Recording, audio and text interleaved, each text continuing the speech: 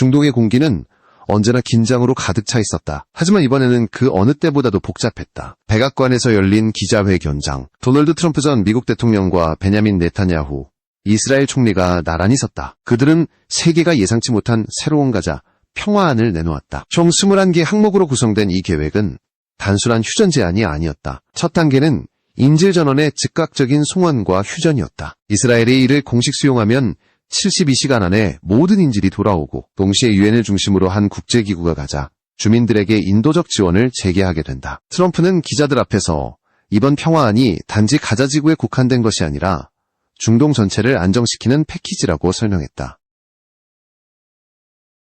두 번째 단계는 이스라엘군의 단계적 철수와 하마스의 완전한 무장 해제를 포함했다. 땅굴과 무기 생산 시설은 파괴되고 무기를 내려놓은 하마스 대원들에게는 이어 국제안보 지원 체계가 구성되고 과도 정부가 수립되며 인프라 복구와 함께 현지 경찰이 치안을 맡게 된다. 그 모든 과정을 감시하기 위해 보드 오브 피스라는 국제기구가 신설될 예정이며 트럼프가 직접 의장을 맡고 토니 블레어 전 영국 총리가 참여하는 방안도 논의되었다. 이스라엘은 이 계획을 단순히 외교적 제안으로 보지 않았다. 네타냐후 총리는 이를 전후 5대 원칙과 연결지었다. 첫째, 인질 전원 귀환. 둘째, 하마스의 완전한 무장 해제. 셋째, 가자의 비무장화. 넷째, 이스라엘의 보안둘레 유지. 다섯째, 가자의 통치가 하마스나 팔레스타인 자치정부에 의해 이루어지지 않는다는 점. 그는 냉정한 목소리로 말했다. 만약 하마스가 이를 거부하거나 겉으로만 수용하는 척하면서 반대되는 행동을 한다면 이스라엘은 스스로 이를 끝낼 것이다. 트럼프 역시 이스라엘이 필요한 조치를 취한다면 미국은 전폭적으로 지원할 것이라며 동의했다. 이날 백악관은 미국, 이스라엘, 카타르가 참여하는 3자 협의체 출범을 공식 발표했다. 하마스의 대응은 예상대로 부정적이었다. 그들은 미국으로부터 제안서를 전달받지 못했다고 주장하며 시간을 끌었다. 그러나 국제사회는 이미 이스라엘의 손을 들어주는 분위기였다. 가자지구의 상황은 사실상 국제 감시망 속에 들어갔고 하마스는 고립되어 갔다. 이스라엘과 하마스의 대치가 장기화되면서 전선 뒤편의 현실은 점점 더 복잡해졌다. 전쟁은 단순히 폭탄과 총탄의 문제가 아니었다. 보급, 기술, 그리고 신뢰의 싸움이었다. 바로 이 시점에 한국이라는 이름이 등장했다. 이스라엘은 오랜 전쟁의 역사 속에서 기술력과 효율을 중시하는 국가로 변모했다. 그리고 이스라엘이 신뢰할 수 있는 파트너로 선택한 나라가 바로 대한민국이었다. 두 나라는 일제강점기와 홀로코스트라는 역사적 고통을 공유하며 서로에 대한 깊은 이해와 존중을 쌓아왔다. 이스라엘이 독일과 일본의 과거사 문제에 대해 비판적 태도를 유지한 이유도 여기에 있었다. 그들은 전범국과 거리를 두고 대신 같은 상처를 가진 한국과 협력에 손을 맞잡았다. 이스라엘 홀로코스트 박물관 개관식 당시 일본 정부 인사는 초청 명단에서 제외되었다. 반면 한국은 초청받았다. 일본이 히로시마와 나가사키의 원폭 피해를 강조하며 동정을 얻으려 했던 것과 달리 한국은 억울한 피해국으로서 진정한 공감을 이끌어냈다. 이후 주한 이스라엘 대사관은 독도와 동해를 대한민국의 공식 영토와 명칭으로 인정했다. 이스라엘이 공개적으로 한국의 입장을 지지한 순간 양국 관계는 정치적 차원을 넘어 신뢰의 군사동맹으로 발전하기 시작했다. 이후 일본의 반도체 수출 규제가 시작되자 이스라엘은 주저없이 한국과 협력에 나섰다. 이스라엘의 첨단 반도체 기술과 한국의 대량 생산 능력이 결합하면서 양국은 아시아와 중동을 잇는 전략적 공급망을 구축했다. 자율주행, 빅데이터, 인공지능 등 미래 산업 분야에서도 두 나라는 기술 협력을 확대했다. 그러나 이런 산업 협력의 이면에는 더 깊은 목적이 있었다. 바로 국방기술의 동맹이었다. 이스라엘은 이미 1960년대부터 한국과 군사협력을 이어오고 있었다. 하지만 진짜 변화는 21세기에 들어서였다. 이스라엘의 정밀 센서 기술과 한국의 제조 역량이 결합하면서 새로운 방산 시대가 열렸다. 그리고 이 연합의 중심에는 FA50과 KF21이 있었다. 이스라엘과 한국의 기술 협력은 단순한 거래가 아니었다. 그것은 전쟁의 현장에서 얻은 생존의 지혜와 산업화로 다져진 기술력이 만난 결과였다. 이스라엘은 전자광학, 레이더, 드론 등 첨단 분야에서 세계적인 기술력을 갖고 있었고 한국은 정밀 가공, 양산, 체계 통합 능력에서 강점을 보였다. 이 두 나라가 손을 잡자 세계 군사 시장의 균형이 흔들리기 시작했다. FA50 전투기에는 이스라엘제 기계식 레이더가 탑재되어 있었다. 하지만 그보다 더 깊은 협력이 진행되고 있었다. 바로 KF-21 전투기의 핵심 부품인 A사 레이더 개발이었다. 이스라엘의 엘타사가 기술 협력 파트너로 참여했으며 한국은 핵심 개발을 주도하고 이스라엘은 그 결과 한국이 독자적으로 개발한 레이더는 놀라운 성능을 보였다. 정확한 탐지거리와 정밀 추적 능력은 세계 어느 나라에도 뒤지지 않았다. 이 협력은 단지 기술의 교류가 아니라 신뢰의 증명이었다. 2014년 가자지구 분쟁 당시 이스라엘은 한국산 탄약을 대규모로 구매했다. 당시 국제사회가 이스라엘에 대한 무기 수출을 제약하던 시기였지만 한국은 전략적 판단 아래 탄약 지원을 결정했다. 폭탄, 수류탄, 어뢰, 지뢰, 미사일과 탄약 등 이스라엘이 급하게 필요로 하던 물자들이 한국에서 공급되었다. 전체 수출 품목의 절반 이상이 군수용 무기였다. 포탄과 각종 탄약도 한국에서 대량으로 조달되며 이스라엘의 전선은 안정적으로 유지될 수 있었다. 그러나 전쟁은 언제나 예측할 수 없었다. 하마스가 북한산 로켓을 사용한 사실이 드러나면서 이스라엘은 긴장했다. 미국이 비축해둔 포탄 30만 발을 우크라이나에 이전하면서 이스라엘의 탄약 부족이 현실로 다가왔기 때문이다. 만약 전쟁이 장기화된다면 이스라엘은 다시 한국의 도움을 요청할 가능성이 높았다. 한국은 세계에서도 손꼽히는 탄약 생산 능력을 갖추고 있다. 풍산, 한화, 링엑스원 같은 방산 기업들은 연간 1억 발 이상의 탄약을 생산할 수 있는 시스템을 보유하고 있다. 한국군의 탄약 비축량은 105mm 포탄 340만 발, 155mm 포탄 390만 발에 달하며 월 30만 발 이상을 안정적으로 생산할 수 있다. 미국과 나토가 생산을 2배로 늘리려 해도 한국의 속도에는 미치지 못했다. 이런 산업적 기반은 단순히 방산이 아니라 국가 전략 자산이었다. 한국은 직접 무기 제공 대신 우회적 방식으로 우크라이나를 지원해왔다. 하지만 이스라엘과의 관계는 다르다. 이스라엘은 이미 한국산 무기에 깊이 의존하고 있었기 때문이다. 단순히 구매자 입장이 아니라 공동 기술 개발 파트너로서 신뢰를 쌓아온 것이다. 이러한 배경 속에서 한국 방산 기업들의 주가가 폭등했다. 전쟁이 장기화될수록 한국산 무기와 탄약의 수요는 폭발적으로 늘어났다. 풍산은 해외 탄약 공장 설립 계획을 발표했고 폴란드는 한국산 K2 전차와 K9 자주포 도입과 연계해 자국 내에 탄약 공장을 세우려 했다. 이것은 단순한 수출이 아니었다. 한국의 기술력과 생산체계가 유럽으로 이전되는 사건이었다. 폴란드가 이런 결정을 내린 데는 분명한 이유가 있었다. 과거 이스라엘이 중동 전쟁 당시 미국으로부터 전차 지원을 거부당했을 때 한국은 약 400대의 셔먼 전차를 이스라엘에 넘겨줬다. 생산이 중단된 구형 모델이었지만 이스라엘은 그 전차를 개조해 실전에 투입했다. 그때부터 양국의 군사 신뢰는 시작된 것이다. 이후 이스라엘은 중동전장에서 노획한 소련제 T-55와 T-72 전차의 데이터를 한국에 제공했다. 한국은 이를 바탕으로 K1 전차의 사격 통제 체계를 개발했고 초탄 명중률을 비약적으로 높였다. 이 데이터 교환은 단순한 기술 협력이 아니라 생존의 경험을 나눈 전쟁의 언어였다. 이스라엘이 겪은 실전의 피, 그리고 한국이 만든 기술의 땀이 하나로 합쳐졌다. 최근 방위사업청은 K2 전차 4차 양산분에 500마력급 국산 변속기를 장착하기로 결정했다. 이제 한국은 독일산 부품에 의존하지 않는다. 국산 변속기가 내구성 시험을 통과했고 튀르키예의 사막에서 수천 km에 걸친 실전 운용 시험까지 완료했다. 그 결과 한국산 파워팩의 성능은 입증되었다. 이 소식이 전해지자 중동 각국의 눈이 한국으로 쏠렸다. 루마니아는 내년에 K2 전차 계약을 추진 중이며 아르메니아 또한 도입을 검토하고 있다. 아르메니아 국방장관은 직접 한국을 방문해 K2 전차 도입을 논의했다. 아제르바이잔과의 국경 갈등이 격화되자 아르메니아는 한국산 전차의 필요성을 절감한 것이다. 이처럼 한국의 전차는 이제 유럽과 중동 모두에서 신뢰할 수 있는 전력으로 자리 잡고 있다. 이스라엘은 그 변화를 누구보다도 먼저 체감한 나라였다. 과거 한국으로부터 셔먼 전차를 받았던 나라가 이제는 한국산 K2 전차의 잠재적 구매국으로 평가받고 있다. 세계는 이 관계를 은혜의 순환이라 불렀다. 한때 무기를 받던 나라가 이제 세계 최강 전차를 만드는 나라가 된 것이다. 이스라엘과 한국의 방산 협력은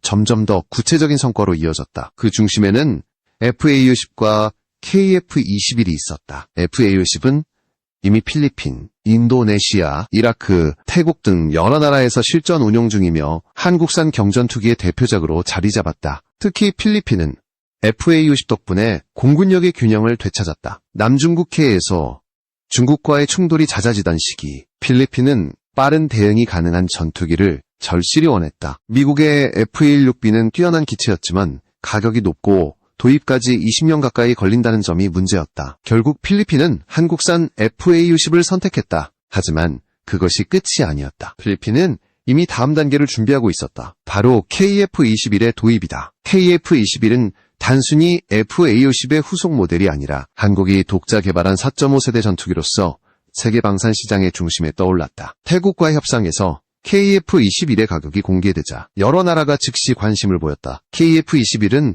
미국산 무기뿐 아니라 독일, 영국 등 유럽산 무기 체계와도 연동이 가능하며 가격 경쟁력과 공급 속도 모두에서 압도적인 장점을 가지고 있다. 필리핀은 블록 1형 KF-21 전투기 10대를 1조 4, 600억 원 규모로 현금 구매할 계획을 세웠고 이후 블록 2형까지 도입을 이어가기로 했다. 필리핀 공군은 FA-50 블록 20과 KF-21을 함께 운용하며 효율적인 방공망을 구축할 전략을 세웠다. 이 조합은 정비 효율성, 운용 호환성, 반공 능력 등 모든 면에서 이상적인 구조로 평가되었다. 이전에는 미국산 무기 없이는 방공망이 유지되지 않는다고 여겨졌지만 이제는 한국산 전투기가 그 자리를 대체하고 있다. 필리핀의 공중전 훈련에서 FA-50은 태국의 그리펜 전투기를 상대로 10대 7로 승리했다. 더욱 놀라운 것은 과거 미군의 F-22 랩터와의 모의전에서도 FA-50이 승리한 기록이 있다는 점이다. 이 결과는 필리핀 내에서 큰 반향을 일으켰다. 한국산 전투기의 실전 능력이 입증된 순간이었다. 이후 2024년 피치블랙 훈련에서도 필리핀 공군은 KF-16으로 참가해 미국, 프랑스, 인도 등 주요 국가들과 합동훈련을 진행했다. 그곳에서도 필리핀은 태국 그리펜을 상대로 승리를 거두었다. 중국의 수호-27, 제21 전투기가 그리펜에 패배했던 사례를 고려하면 이 결과는 더욱 상징적이었다. 중국은 패배의 원인을 조종사 실수로 돌렸지만 전문가들은 미사일 탐지 성능과 레이더 효율의 차이라고 분석했다. 한국은 이런 국제적 흐름을 정확히 읽고 있었다. KF-21의 수출 전략은 단순히 판매가 아니라 네트워크 형성이었다. 필리핀, 폴란드, 인도네시아, 말레이시아 등 여러 나라가 서로의 전력 공백을 메우기 위해 KF-21 도입을 검토하고 있었다. KF-21은 단순히 한국의 전투기가 아니라 다국적 전력연합의 연결고리가 되고 있었다. 이스라엘 또한 KF-21에 깊은 관심을 보였다. 자국의 F-35와 병행 운용이 가능하고 중거리 작전에서도 효율이 높기 때문이다. 특히 이스라엘은 자국 내 고온, 모래바람, 야간 작전 환경 등 극한 조건에서도 KF-21이 안정적으로 운용될 수 있는지 검토했다. 한국의 시험 결과는 이스라엘이 기대한 수준을 훨씬 넘어섰다. 이스라엘의 군사 전문가들은 한국의 KF-21은 단순한 기술의 산물이 아니라 산업 기반이 결합된 전략적 무기체계라고 평가했다. KF-21은 이미 미국의 F-16, 스웨덴의 그리펜, 프랑스의 라팔과 비교되는 수준에 도달했다. 동시에 블록 3, 블록 4를 거쳐 6세대 전투기로 진화할 가능성까지 내다보고 있다. KF-21의 핵심 강점은 바로 독립성과 속도였다. 미국의 F-35는 수출과 부품 교체에 복잡한 절차가 필요하지만 한국은 자체 부품 생산 능력으로 모든 과정의 시간을 단축시켰다. KF-21은 부품 조달, 정비, 소프트웨어 업데이트까지 모두 한국이 직접 관리할 수 있는 체계를 구축했다. 이런 자립성 덕분에 동남아와 중동 국가들이 안심하고 구매를 결정할 수 있었다. 또한 한국은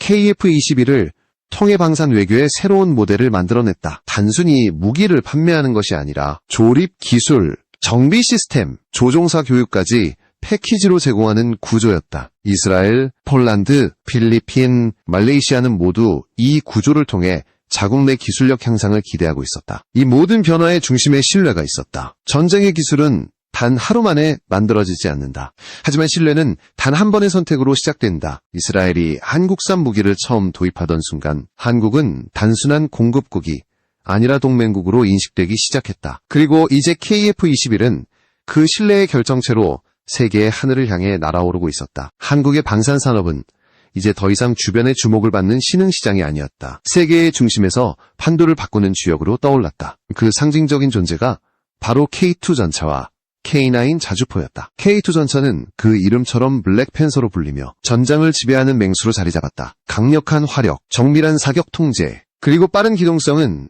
이미 유럽과 중동에서 입증되었다. 유럽의 주요 전차, 제조업체 KNDS는 1년에 40에서 50대 수준밖에 생산하지 못하지만 한국의 현대로템은 한 달에 40에서 50대를 생산할 수 있다. 이 압도적인 생산 속도는 전쟁의 현실을 바꾸었다. 폴란드는 K2 전차를 도입한 후 그 성능의 놀라움을 감추지 못했다. 상반기에 18대, 하반기에 5대씩 2차례 인도된 데 이어 불과 20일 만에 6대가 추가로 납품되었다. 총 62대가 이미 인도되었으며 이는 2에서 3일마다 한 대씩 생산되는 속도를 의미한다. 유럽의 어느 나라에서도 이런 생산체계는 존재하지 않았다. 폴란드와의 계약은 방산 역사에서 매우 이례적인 사례로 꼽힌다. 일반적으로 대규모 무기 계약에는 수출국의 금융 지원이 포함되지만 폴란드는 5조 원 규모의 계약금을 현금으로 지불하기로 결정했다. 그만큼 한국의 기술력과 신뢰도를 높게 평가했다는 뜻이었다. 폴란드는 이미 하나와의 2차 계약을 통해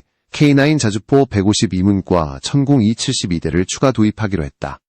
이 과정에서도 한국의 금융 지원 대신 유럽계 글로벌 은행을 통한 자금 조달 방식을 택했다. 이제 한국과의 협력은 단순한 거래가 아니라 유럽 방위망의 재편을 의미하는 신호로 해석되었다. 이스라엘은 이 같은 변화를 누구보다 빠르게 인식했다. 과거 자신들이 미국의 전차 지원을 거부당했을 때 한국으로부터 셔먼 전차를 받았던 기억을 가진 그들은 이제 한국의 K2 전차를 새로운 기준으로 평가했다. K2는 단지 강력한 전력 자산이 아니라 신뢰의 상징이었다.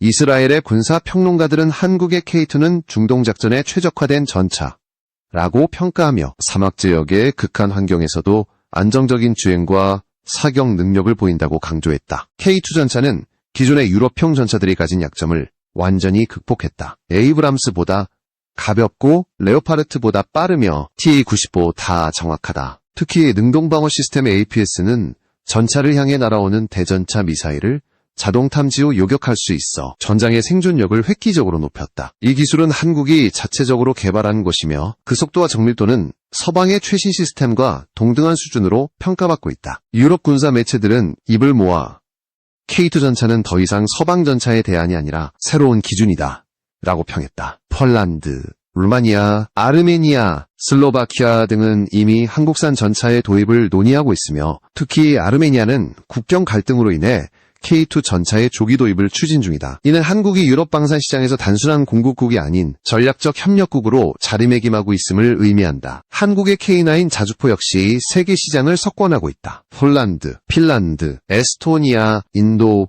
호주, 노르웨이 등 세계 곳곳에서 이미 실전 운용 중이다. 빠른 발사 속도와 정밀 사격 능력, 그리고 지형 적응력은 전장을 지배하는 또 하나의 무기다. 특히 폴란드는 K9 자주포를 현지에서 공동 생산하며 탄약 공장까지 함께 구축해 유럽 내 공급망을 완성했다. 이런 흐름 속에서 독일, 미국, 프랑스 등 전통적인 군사 강국들이 긴장하기 시작했다. 독일은 자국의 전차 시장이 한국에 잠식당할까 우려했고 미국은 아시아의 동맹국이 유럽 시장을 점령하는 상황을 주시했다. 프랑스 또한 자국의 세자르 자주포가 아르메니아에 공급되었음에도 한국산 K2와 K9이 더 큰 주목을 받는 현실을 불편하게 바라봤다. 세계 군사 분석가 베너 화이트는 한 인터뷰에서 이렇게 말했다. 한국의 K2와 K9은 단순히 전쟁의 무기가 아니다. 그것은 산업화의 속도, 신뢰의 기술, 그리고 정치적 중립성이 만들어낸 결과다. 한국은 동맹의 이익에 흔들리지 않고 오직 기술과 신뢰로 세계 시장을 개척했다. 이 점이 바로 서방도 동방도 아닌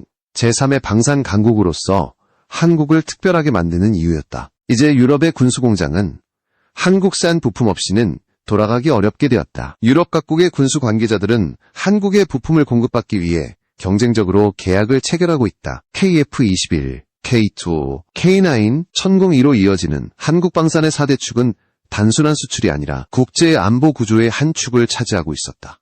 이 흐름의 최전선에는 이스라엘과의 기술 협력이 있었다. 그들의 레이더 기술과 한국의 생산 능력이 결합하면서 양국은 새로운 동맹의 모형을 세계에 제시하고